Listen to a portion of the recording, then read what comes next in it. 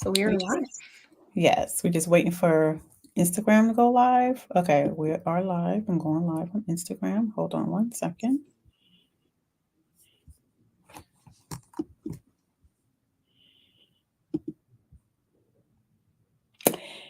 All right, we are live on Instagram as well.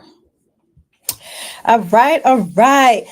Welcome back, everyone, to episode 2 Unlocking Success Through Delegation. We are your hosts, Tikwa, Casey, and Cora. So, welcome back.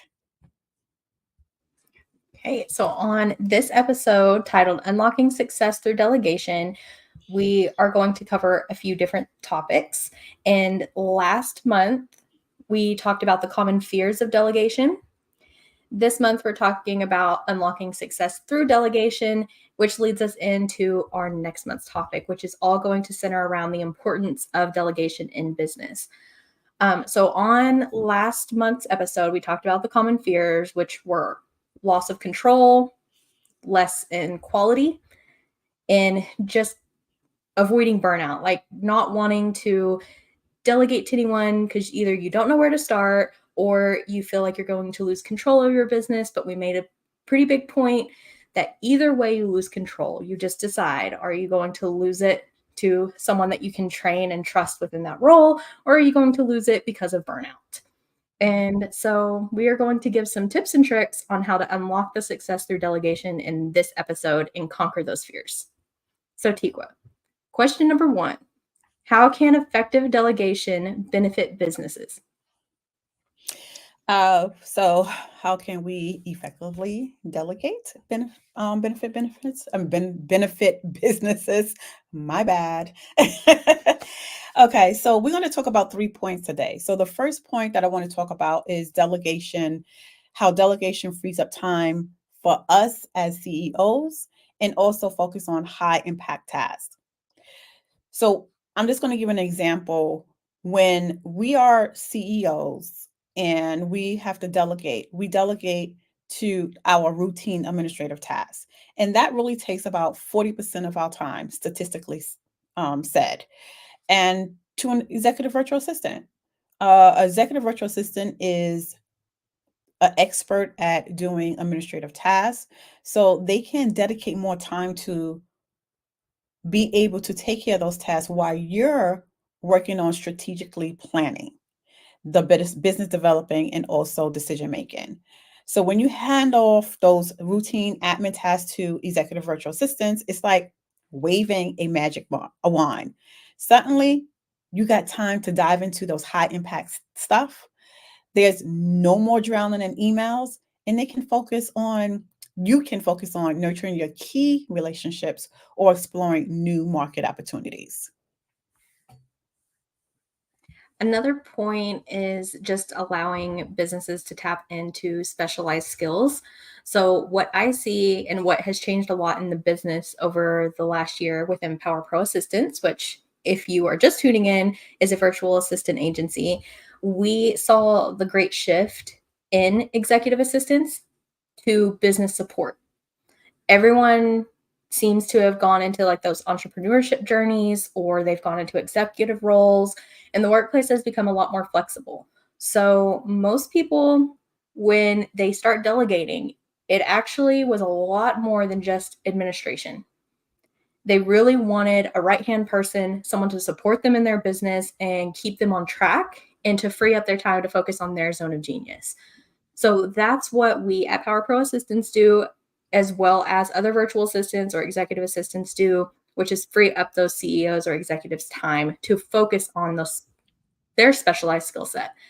They can do that by delegating specialized skill sets, more than just administration in some cases.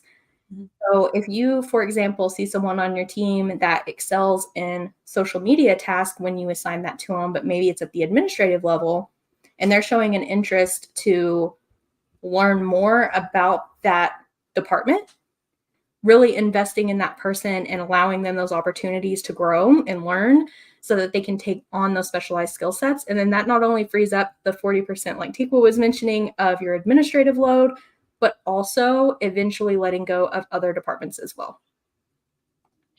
Exactly. So before Corey, you move into the next point, I just wanted to, you made an example of social media. So I also want to make an example of maybe you're in healthcare as well. So when you effectively delegate, enables our business to access, like Casey said, expertise that are not available within your core team. So for us, as you can see, you have Casey here, who is operations. She started out as a executive virtual assistant. Now she is the director of operations. Cora started out as the support, and now she's the operation manager, right? So for small businesses in healthcare sector, you can delegate. It's like, say, for example, you need digital marketing.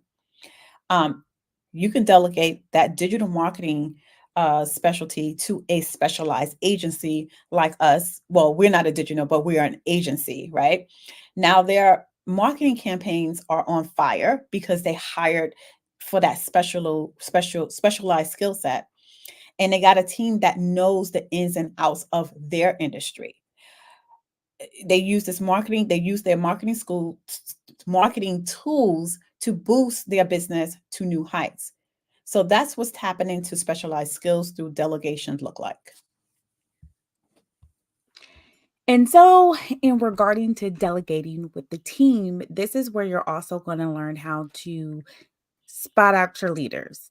I don't believe leaders are born. I believe that they are created. And the only way they can be created is by doing. And a lot of that is going to be by trial and error. And what is the best place to do that than in the business? Because really, if we're being honest, it's a lot of trial and error.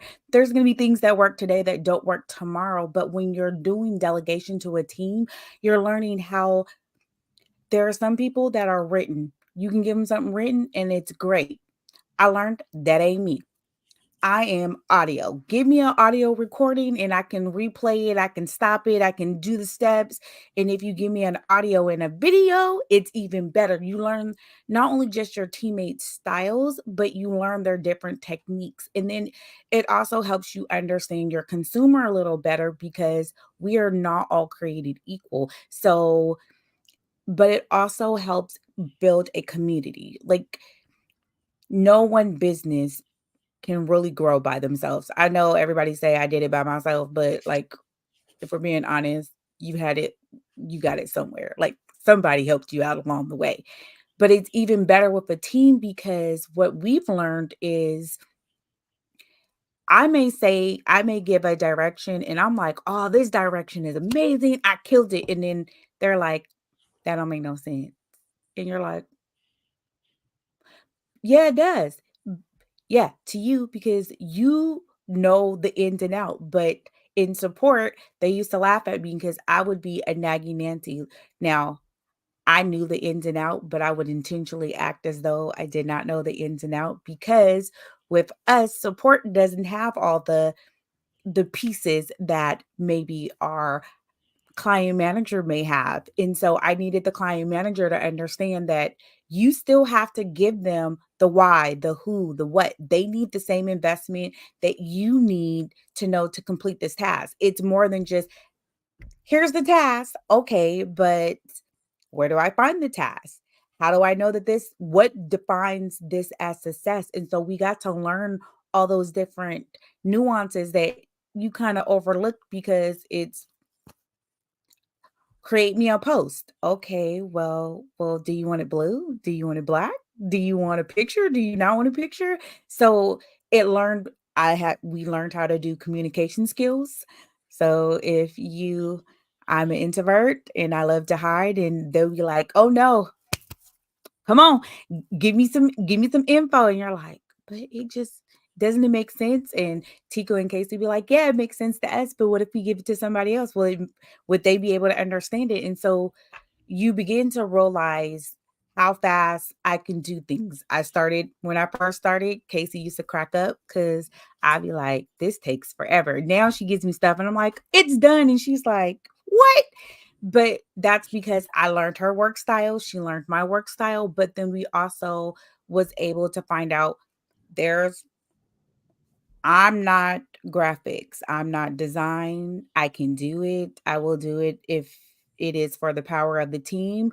But please don't give me that. That is not my lane of genius. I'm not going to want to do it. However, you give me a program and you want me to do some research, Casey be like, so I'm going to pass this off to Cora because I know she's going to do it and this is her lane. I be like, Casey, I need the graphics for this program.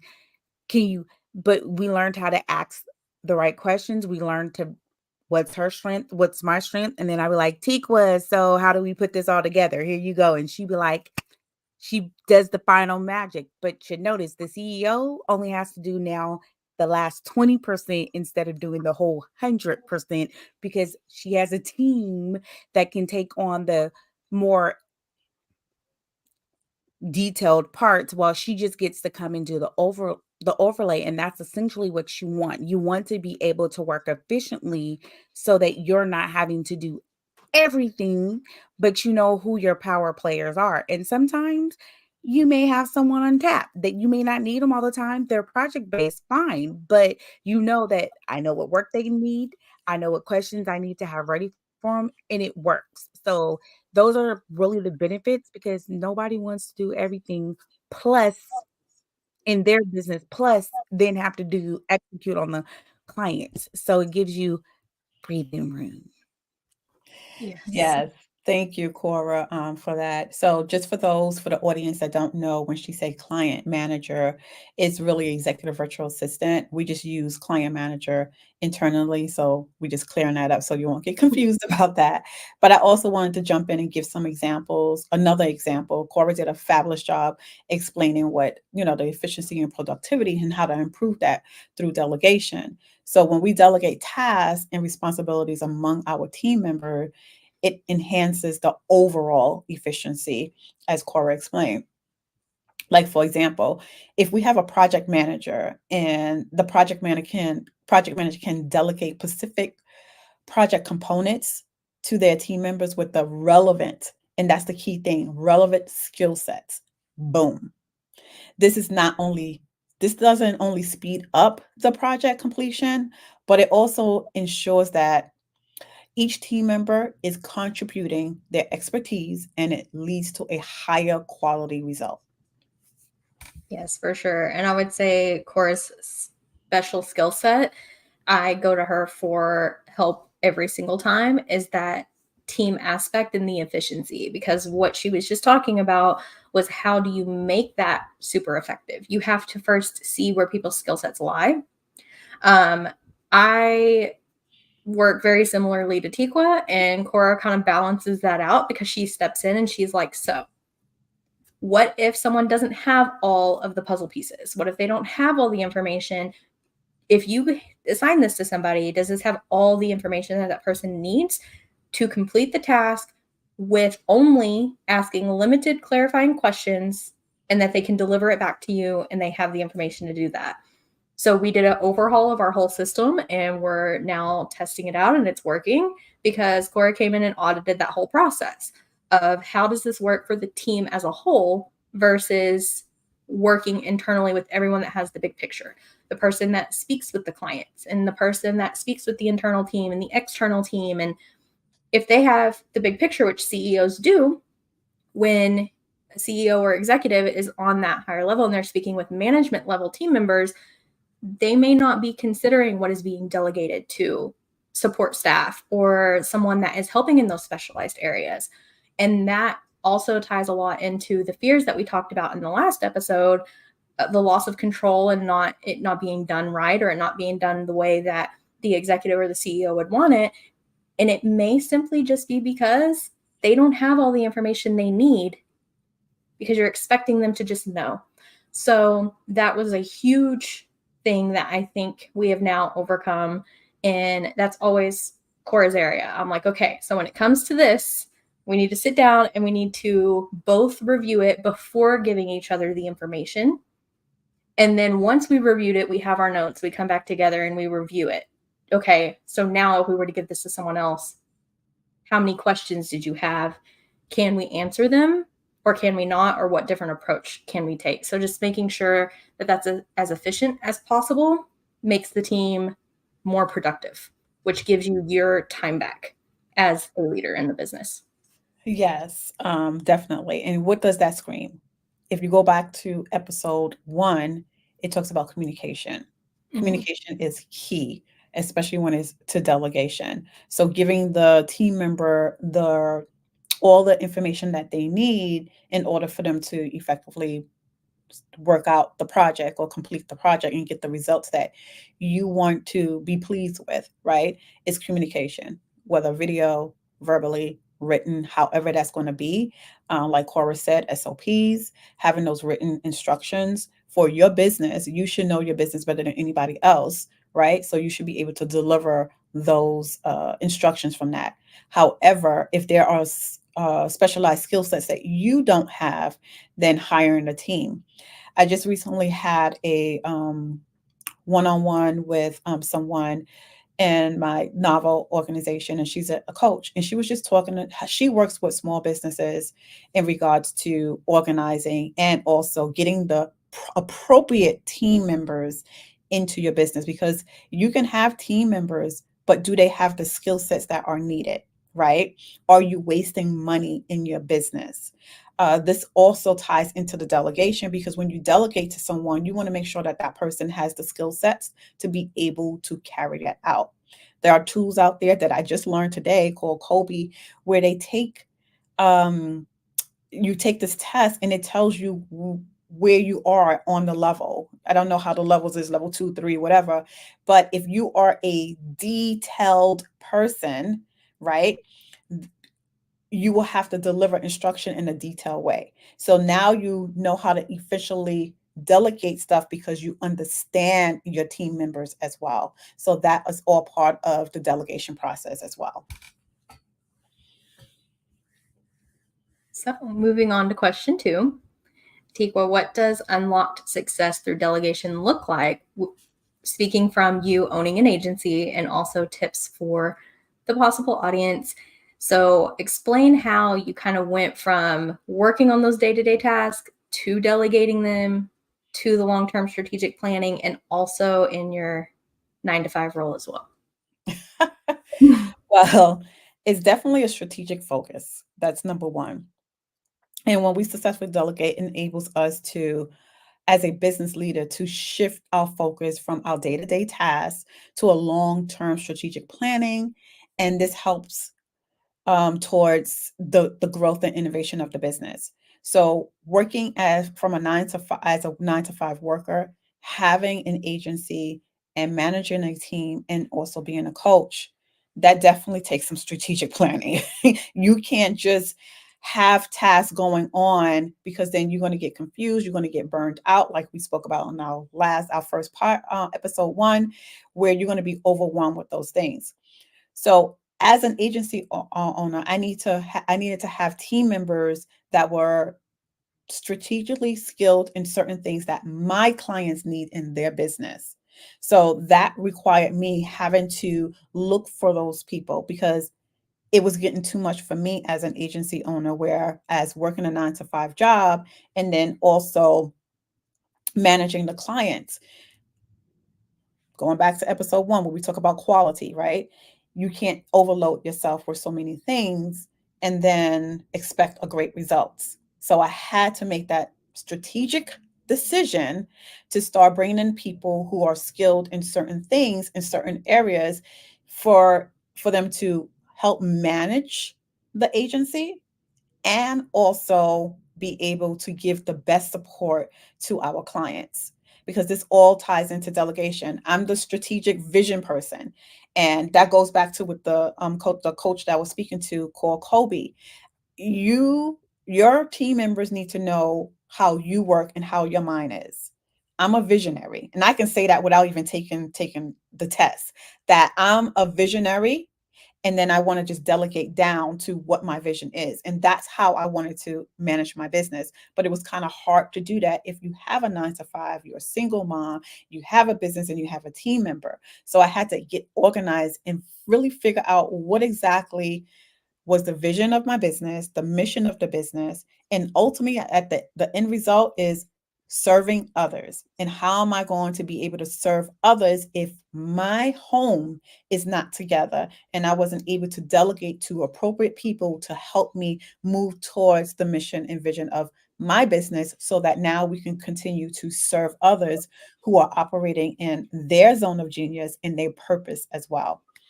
So just taking, we're going to say David, right? David, he's a CEO to a small startup company, small tech company. He delegates routine operational tasks to a capable operation manager, and he delegates the administrative duties to a virtual assistant. So now he can allocate more time to envision the company's future, like me, by identifying marketing trends and devising innovative product to develop strategies. So by willingly delegating, he strategically shift to be able to lead new product launches and then also expand his market research while driving the company's success. And that is the strategic focus us as business leaders should have.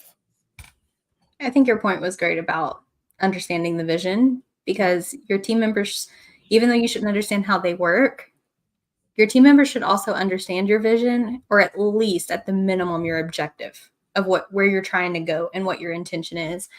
And so I think that was really important. Note. Okay. I lost my spot. My bad. One moment. Now Right. moving on to the second point The of that second point vision. it actually goes right off of what Tika was talking about. Operational efficiency. So we've already talked a little bit about how effective delegation streamlines daily operations by delegating to the appropriate skills and how it increases your efficiency. But I want to give some tips on how to get there. So to spend some time on that strategic focus and making sure that you are being the visionary for your business and that you do avoid burnout, how can you do that? There's a lot of methods out there. You can definitely research many different ones, but one that I really push for is time blocking.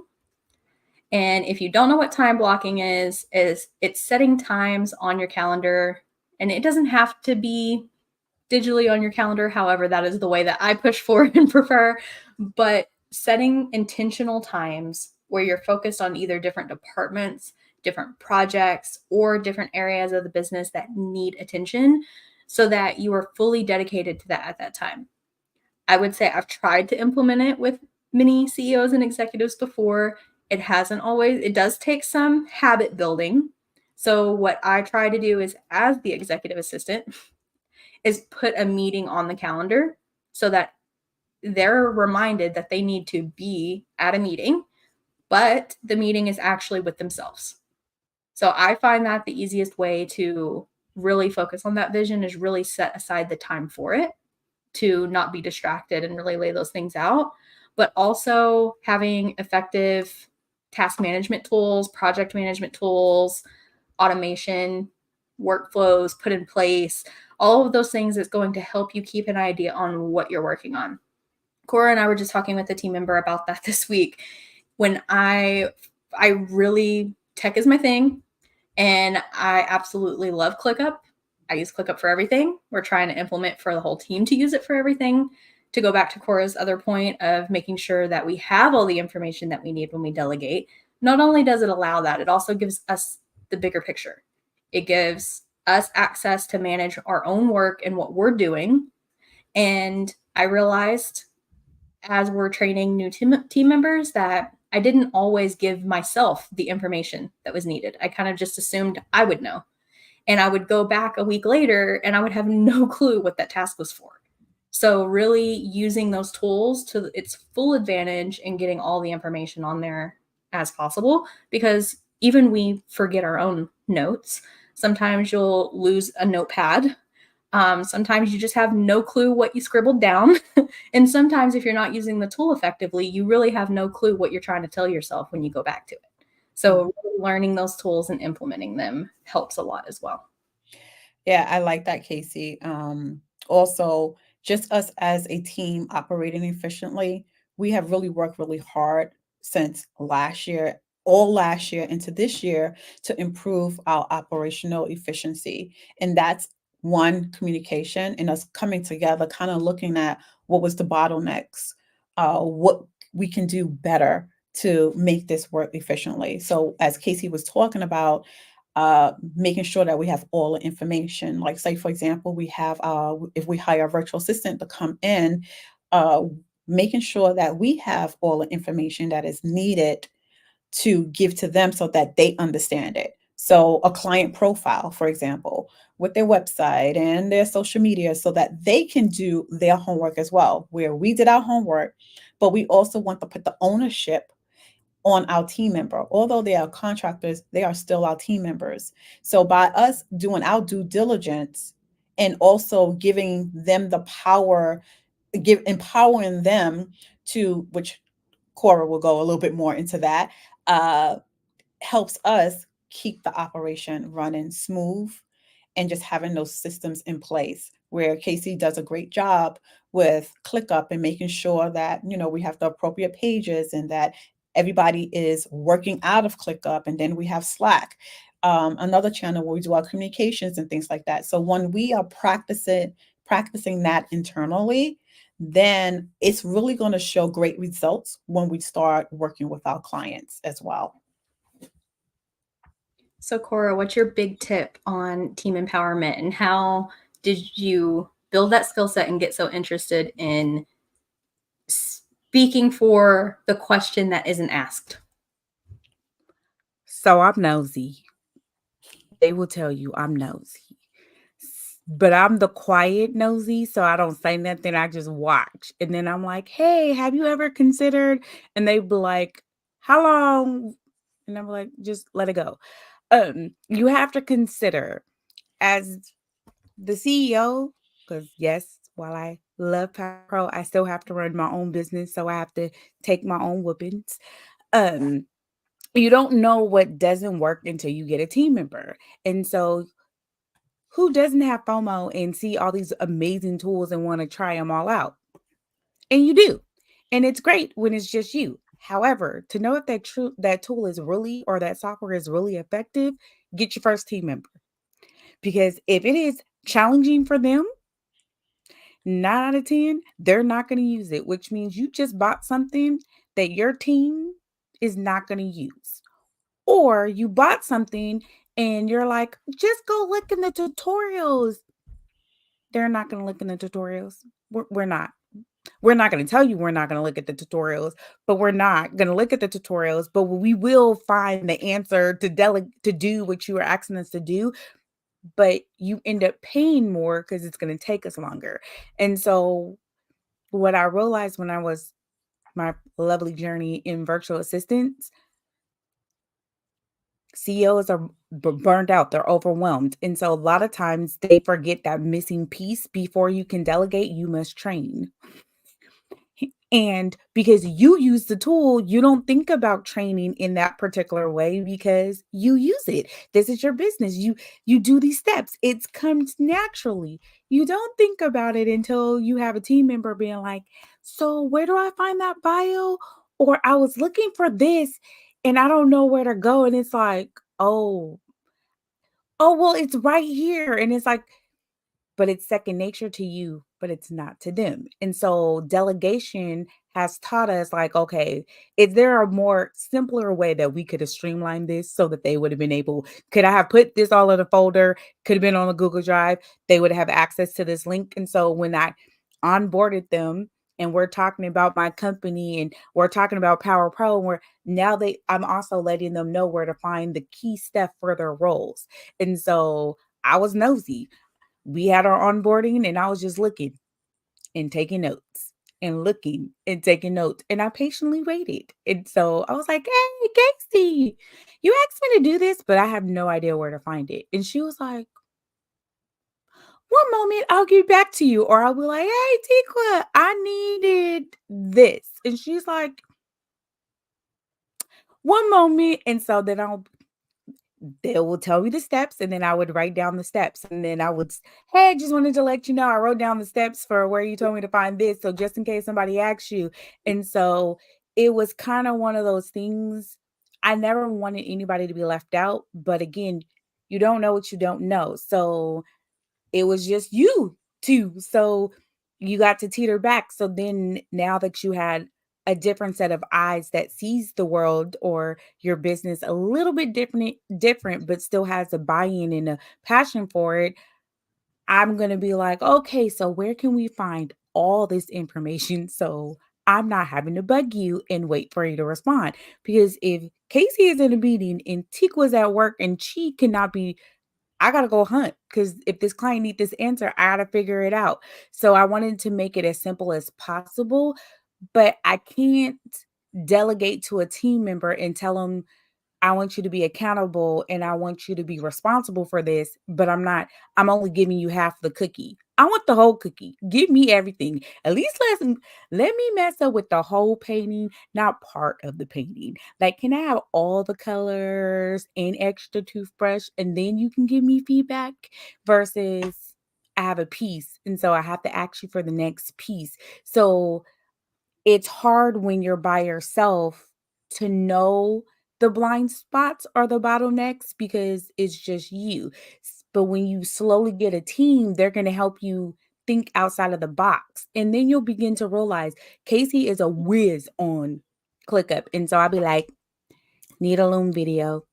I did this, but I think I accidentally deleted. And she'll send me a Loom video. You didn't delete it. You moved it in the wrong spot. This is how you this is how you move it back to the right spot. But it you begin to see people's strengths and their weakness and you help them develop those, you help them take those weaknesses and create a strength. And then you find out, that's how you find out if, hey, this person really likes this. And I don't think they realize they could be a tech VA. Like, yeah, I know I really will miss you in this role, but man, you're super duper amazing. You could go and help me with this website and you get to watch them grow. You don't know that if you don't get to know them, not just for what they can do for your company, but who they are and how they think. And so I'm That's nosy. 100% That's true all I because can that's give how I you. ended up in every role that I've ever been in. Every direction I ever went is for that right there, finding the right people to work with because it also goes Mhm. on the person that you're hiring as well. Are they a good fit for you? But also for the person being hired, is that business a good fit for you as well? So to Cora's point, I've actually been lucky enough to have that in all of my roles of, and that's how I realized my skill sets in the first place. Having somebody that really focuses on those things and focuses on professional development and team empowerment, you get to kind of see where people's skill sets lie when maybe they don't know for themselves as well.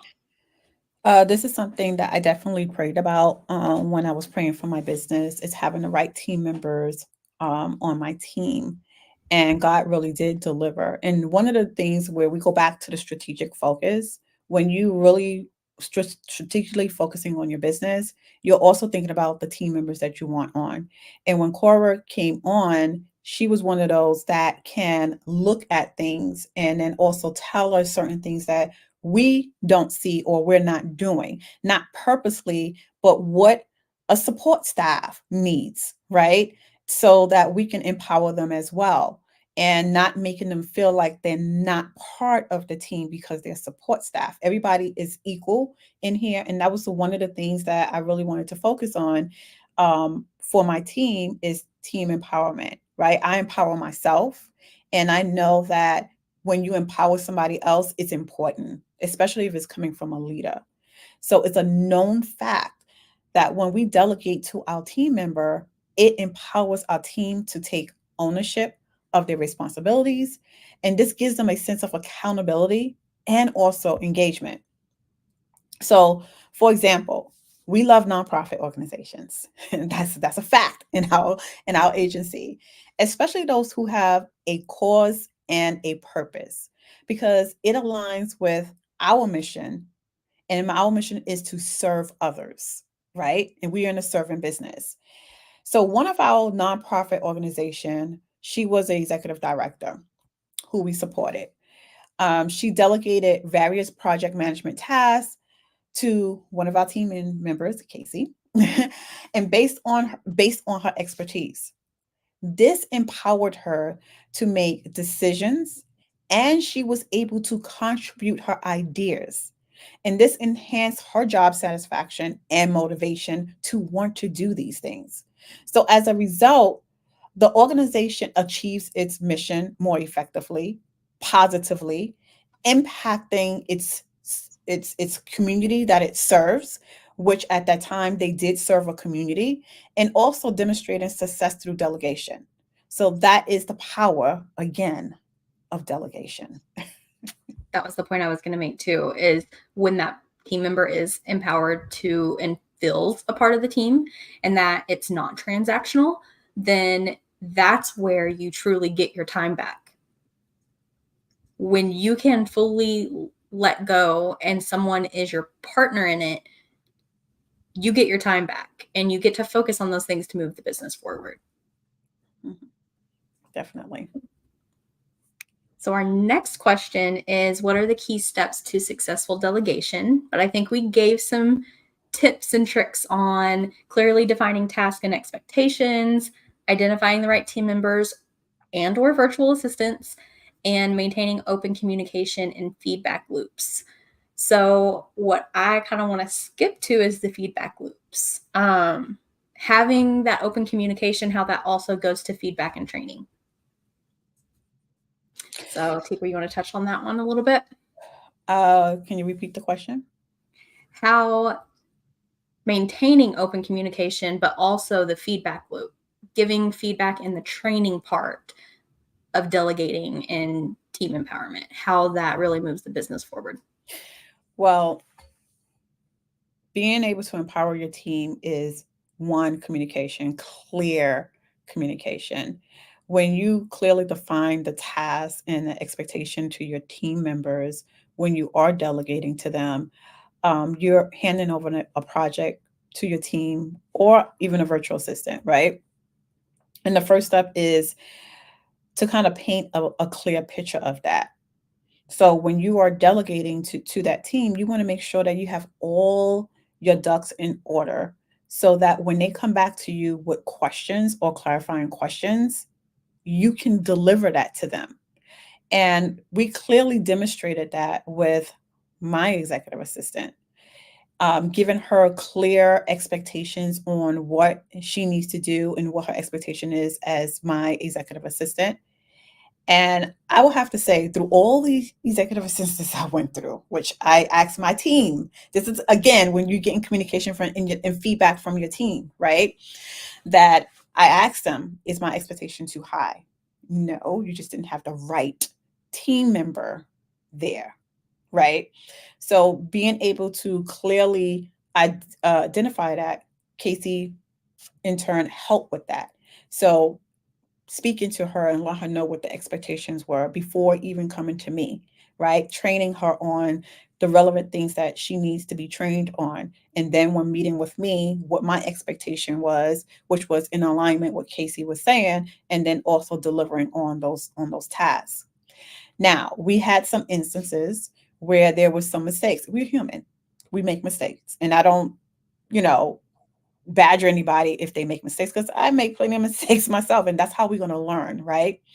But the importance of communication and feedback is important. And I don't make my team members feel like, oh, you made a mistake and you can't do this again. No, I have that conversation where it's like, you're doing a great, fabulous job, because I wouldn't say that if she wasn't, because she was able to come back with clarifying questions, and it wasn't a lot of questions because she understood, because she got clearly defined on what the task and the expectation was. And then once she got the task and what that was, she came back and ask maybe one or two questions just to get clarification on something for her to move on and complete the project. So when you're giving somebody feedback, it's important. We know that as CEOs and leaders in our business that we're busy.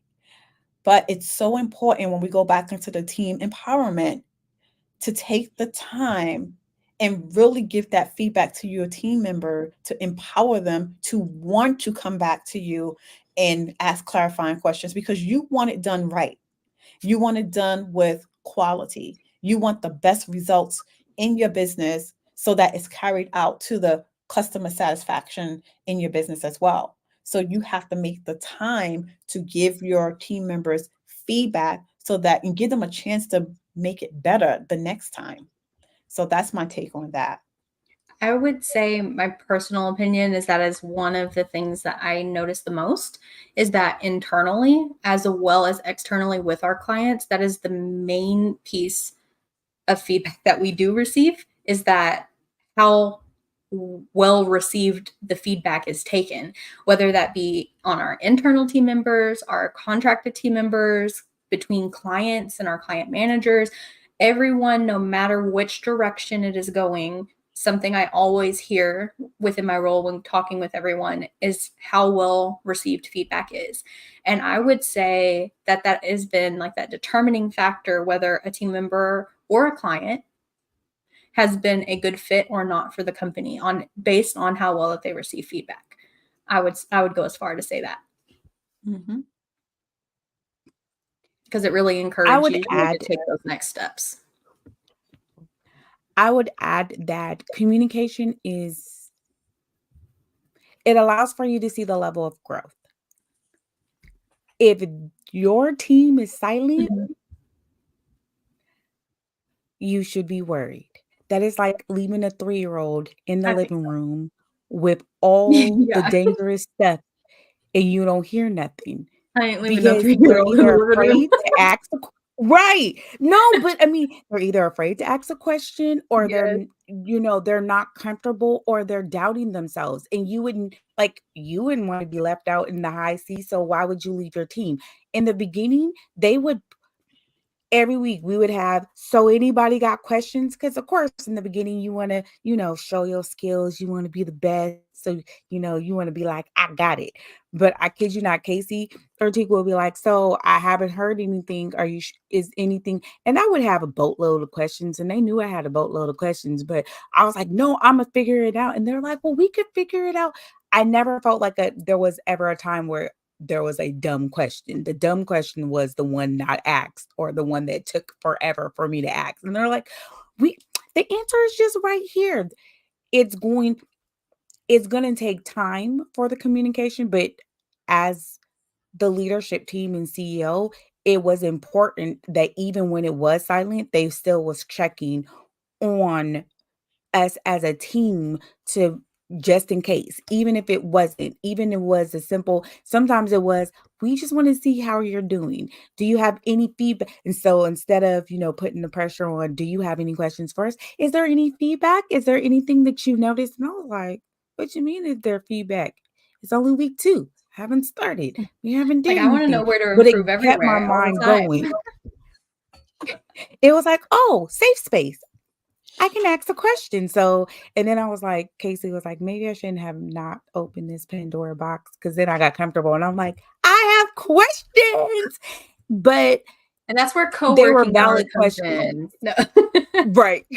Set a They're time valid block for questions, questions, right? Yeah, but they're always good ones. I like that you mentioned that, Casey, because that's what we have as well. We have co-working hours in the co-working space in our Slack channel. And when you as a senior, I don't attend all of them, almost none, but some of them I do attend. That's I'll okay. pop in We or get whatever. work done.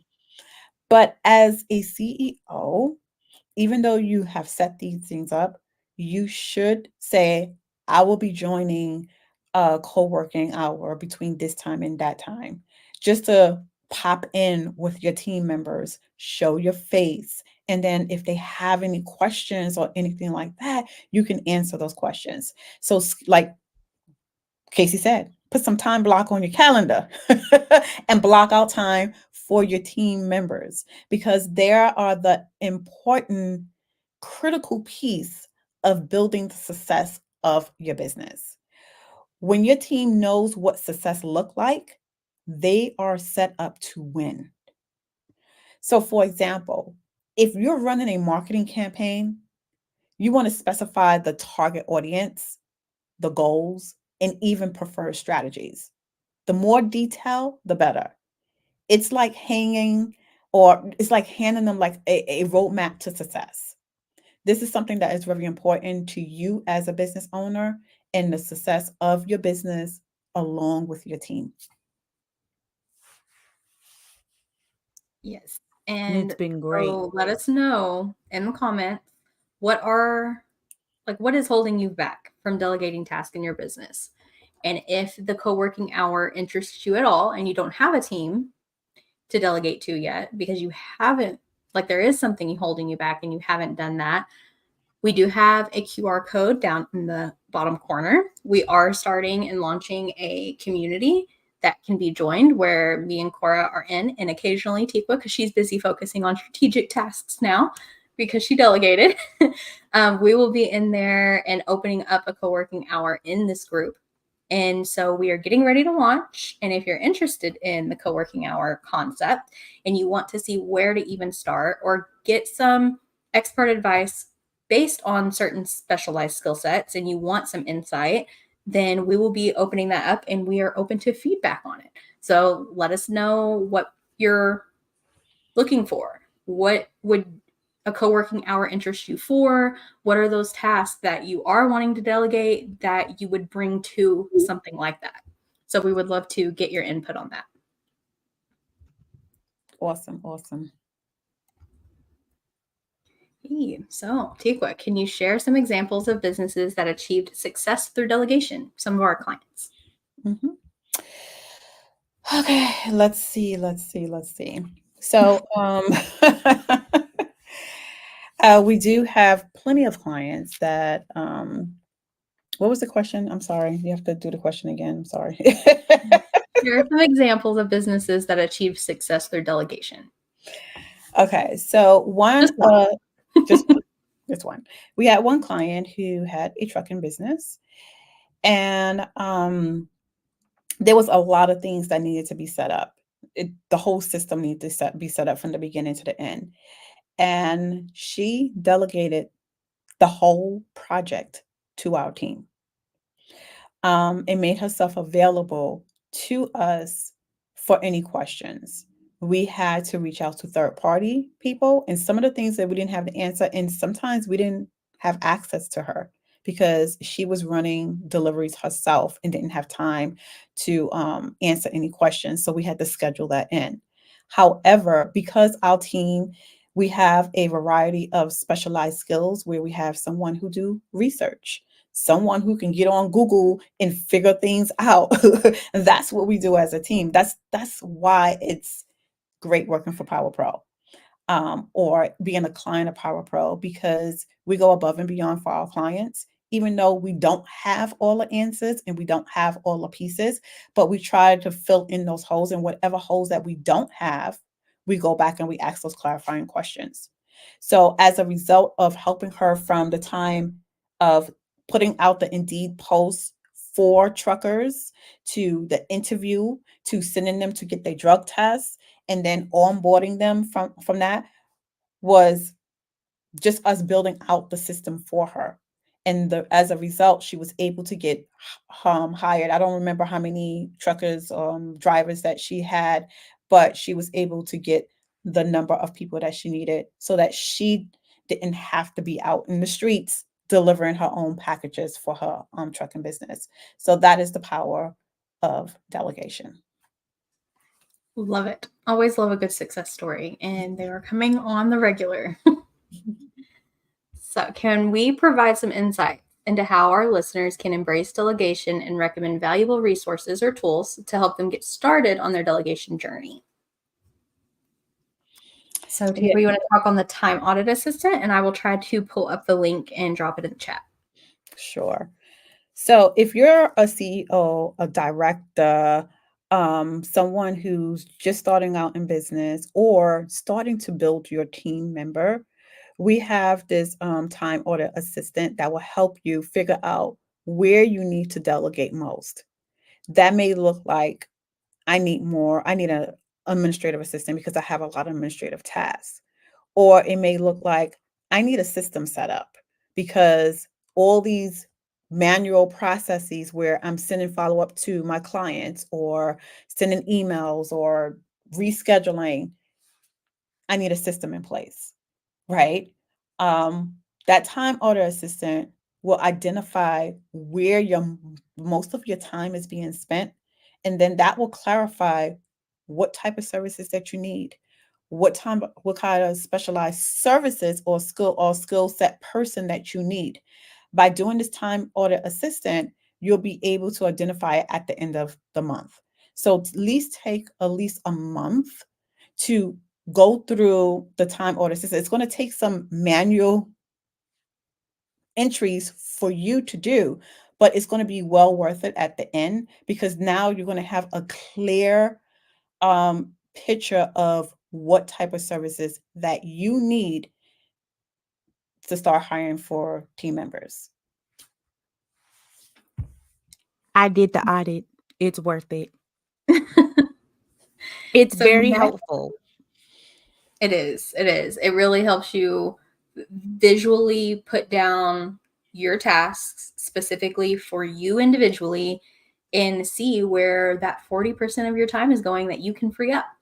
And then you can either do with that information and find the right team member for your business, or you can reach out to us at Power Pro Assistance and we can have a call and go from there.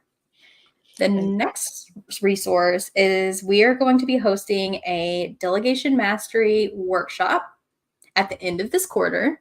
So if you are interested in saving a spot before we open registration, going into in-depth knowledge of practical skills and personalized guidance on effective delegation, don't miss the opportunity to supercharge your business growth.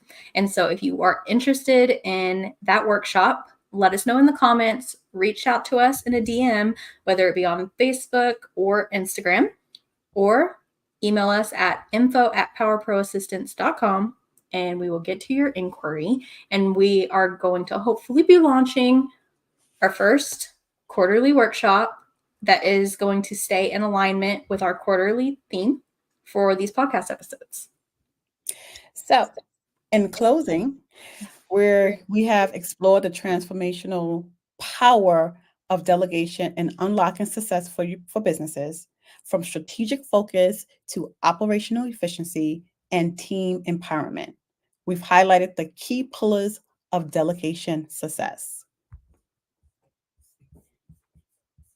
As we wrap up this episode, remember that delegation isn't just a tool, it's a strategy that can lead to a significant business growth and more time for your priorities. So stay engaged with us by sharing your thoughts and experiences related to delegation. You can do that on our social media platforms and engage with our social posts for this quarter. And you can also, in our upcoming episodes, we'll continue to provide practical insights and tips to help you harness the true potential of delegation and how that will benefit your business.